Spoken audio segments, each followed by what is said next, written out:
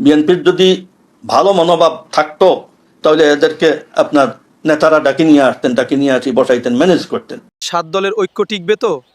ভিডিওটা শেষ পর্যন্ত দেখতে থাকুন। যারা শরিয়া আইন চায় না তাদের সাথে জোটে গিয়ে আলেমদের জোয়ারকে যারা থমিয়ে দিয়েছে, তাদের সাথে এর থেকে ভালো ব্যবহার কি হতে পারে? বিএনপির সাথে জোটে গিয়েও সব আসনে হেরেছে জমিয়ত।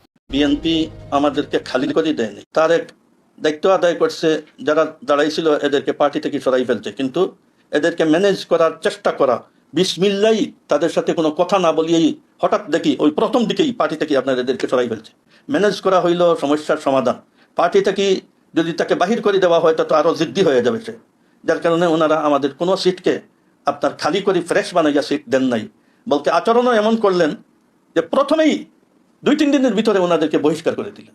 হ্যাঁ, এটাকে আমরা খুব ভালো চোখে দেখতেছি না। যাদেরকে ম্যানেজ করার দরকার ছিল এদেরকে আরও রাগ উঠাই দিলেন। আমার এগেস্টে আপনার বিএনপির মামুন, চাকসু মামুন দাঁড়াইল। চাকসু মামুন 49,000 ভোট পাইল, আমি 69,000 ভোট পাইছি।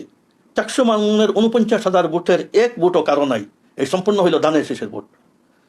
এতটা ভোট ম্যানেজ করার জন্য বিএনপি কোনো ধরনের কোনো ব্যবস্থা করে নাই, যার কারণে বিএনপির এই আচরণই একটা রহস্যজনক আচরণ। ডাকি আনবে, বুঝাবে, এরপরে পারবে না, তখন একে বহিষ্কার করবে, এই ধরনের কোনো আচরণ করা হয় না।